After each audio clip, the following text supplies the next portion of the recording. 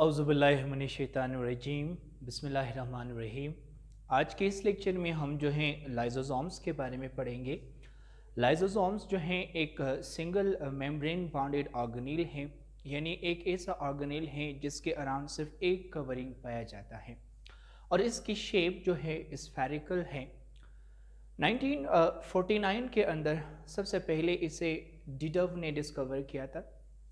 Lysosomes को अगर हम देखें तो ये सारे यूकैरियोटिक सेल्स के अंदर पाया जाता है एक्सेप्ट एक यूकैरियोटिक सेल में जिसका नाम है आरबीसी। ये सारे यूकैरियोटिक सेल में पाया जाता है लेकिन आरबीसी में ये मौजूद नहीं है।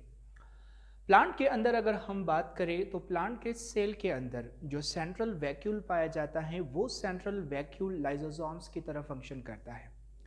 और साथ ही साथ ये भी आपके इंफॉर्मेशन में ऐड कर लूँ कि प्लांट के सेल्स के अंदर लाइसोसोम्स की तादाद as compare to the animal cell थोड़ा कम है।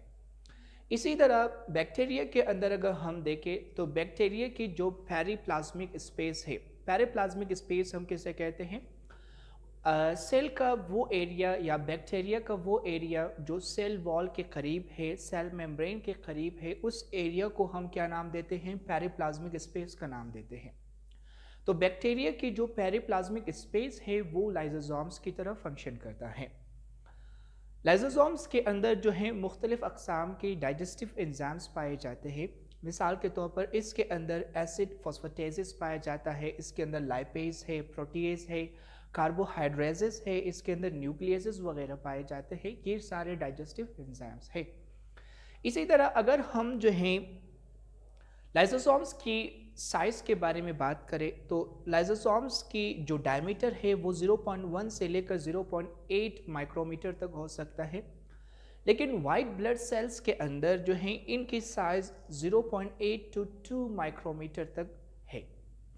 इसी तरह एक और चीज़ कि लाइसोसोम्स जो हैं एक पॉलीमॉर्फिक स्ट्रक्चर है। पॉलीमॉर्फिक स्ट्रक्चर से मुराद ये कि ये मुसलसल अपनी फिजियोलॉजिकल और मॉर्फोलॉजिकल स्टेट को चेंज करता है। तो एक ऐसा स्ट्रक्चर जो अपनी मॉर्फोलॉजिकल और फिजियोलॉजिकल स्टेट को बार बार चेंज करे, एक ऐसे स्ट्रक्चर को हम कहते हैं पॉलीमॉर्फिक स्ट्रक्चर। तो सवाल ये उठता है कि मॉर्फोलॉजी क्या है? किसी भी चीज़ के स्ट्रक्चर को हम कहते हैं मॉर्फोलॉजी, और फिजियोलॉजी क्या है? किसी भी चीज़ के फंक्शन को हम क्या कहते हैं? फिजियोलॉजी कहते हैं। तो चूंकि ये अपनी स्ट्रक्चर और फंक्शन को बार बार चेंज करता है, अपने मॉर्फोलॉजी और फिजियोलॉजी को बार बार चेंज करता है, तो इसीलिए ऐसे स्ट्रक्चर को हम क्या कहते हैं? पॉलीमॉर्फिक स्ट्रक्चर का नाम देते हैं। अगर हम बात करें लाइसोसोम्स की टाइप्स के, तो बेसिकली लाइसोसोम्स के जो हैं 3 टाइप्स होते हैं। सबसे पहला टाइप इसका है प्राइमरी लाइसोसोम। जब रफ एंडोप्लाज्मिक रेटिकुलम प्रोटीन बनाता है तो वो प्रोटीन जो है ट्रांसपोर्ट होता है टू द गोल्जी ऑपरेटर्स।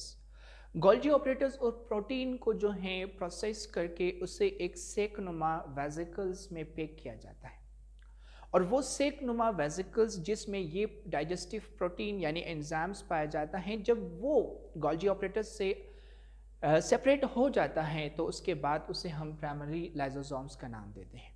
तो प्राइमरी लाइसोसोम्स क्या है? वो सेकनुमा स्ट्रक्चर जिसके अंदर डाइजेस्टिव प्रोटीन यानी डाइजेस्टिव एंजाइम पाया जाता है, जो अभी अभी गोल्जी ऑपरेटर्स से सेपरेट हो चुका है, उसे हम कहते हैं प्राइमरी लाइसोसोम्स। और ये प्राइमरी लाइसोसोम्स जो है नॉन फंक्शनल हैं, यानी ये काम परफॉर्म नहीं कर सकता। यही प्राइमरी लाइसोसोम्स जब ये जाकर फूड वैक्यूल के साथ अटैच होता है तो उसके बाद ये एक्टिवेट हो जाएंगे और उससे उस वक्त हम सेकेंडरी लाइसोसोम्स का नाम देते हैं। तो प्राइमरी लाइसोसोम्स जब फूड वैक्यूल के साथ अटैच हो जाए तो वो एक्टिवेट हो जाएंगे और उस वक्त उसे हम सेकेंडरी लाइसोसोम्स कहेंगे। और सेकेंडरी लाइसोसोम्स फिर क्या करेगा? फूड वैक्यूल के अंदर जो फूड पाया जाता है उसकी डाइजेशन करता है। आफ्टर डाइजेशन होगा क्या कि जो डाइजेस्टेड फूड है वो सेकेंडरी लाइसोसोम से बाहर निकलकर साइटोप्लाज्म में जाएंगे, और सेकेंडरी लाइसोसोम्स के अंदर सिर्फ बाकी रहेगा अनडाइजेस्टेड फूड। तो ऐसा लाइसोसोम जिसके अंदर सिर्फ अनडाइजेस्टेड फूड प्रेजेंट हो, ऐसे लाइसोसोम को हम कहते हैं टर्शियरी लाइसोसोम, या फिर इन्हें रेजिडुअल बॉडीज भी कहा जाता है। नेक्स्ट, जब प्राइमरी लाइसोसोम किसी डेड सेल ऑर्गेनेल के साथ अटैच हो जाए तो उस वक्त हम प्राइमरी लाइसोसोम्स को ऑटोफैजिक लाइसोसोम्स कहेंगे। जब प्राइमरी लाइसोसोम किसी डेड ऑर्गेनेल के साथ अटैच हो जाए तो उस वक्त उसे हम ऑटोफैजिक लाइसोसोम्स कहते हैं। लाइसोसोम्स के कुछ फंक्शन देखते हैं। लाइसोसोम्स का सबसे पहला फंक्शन है इंट्रासेलुलर डाइजेशन। सेल के अंदर जब डाइजेशन हो जाए तो उस प्रोसेस को हम क्या नाम देते हैं? इंट्रासेलुलर डाइजेशन कहते हैं। इंट्रासेलुलर डाइजेशन दो तरह के हैं, एक को हम कहते हैं हेट्रोफेजी और दूसरा हमारे पास है ऑटोफेजी।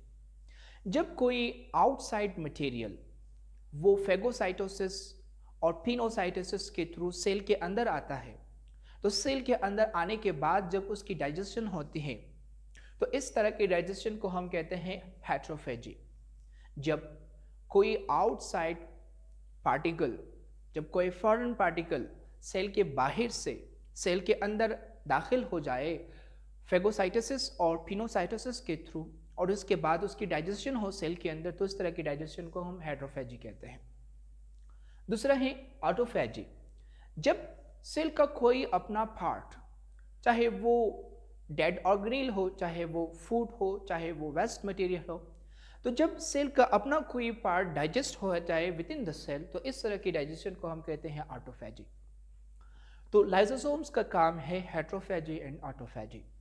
इसका दूसरा फंक्शन है एक्स्ट्रा सेलुलर डाइजेशन, यानी लाइसोसोम्स सेल के बाहर भी मुख्तलिफ मटेरियल्स की डाइजेशन कर सकते हैं। मिसाल के तौर पर हमारे बोन के जो मुख्तलिफ एक्स्ट्रा पार्ट्स हैं उनकी डाइजेशन लाइसोसोम्स की एंजाइम्स के थ्रू ही होता है। इसी तरह अगर हम फ्रॉग की टेडपोल की बात करें तो फ्रॉग की जो टेडपोल है उसकी टेल की डाइजेशन भी जो है किसके थ्रू होता है? उसके टेल की डाइजेशन भी जो है लाइसोसोम्स के थ्रू ही होता है। इसी तरह हमारे पास लास्ट में है क्राइनोफेजी। जब किसी ऑर्गेनेल किसी हार्मोन की डाइजेशन करवाए लाइसोसोम्स तो इस तरह की डाइजेशन को हम क्या कहते हैं? क्राइनोफेजी कहते हैं। तो ये आज के टॉपिक जिसमें हमने लाइसोसोम्स के बारे में पढ़ा, होप आपको समझ आ चुका है। अगर आपको कोई क्वेश्चन है तो आप नीचे कमेंट बॉक्स में पूछ सकते हो। Thank you.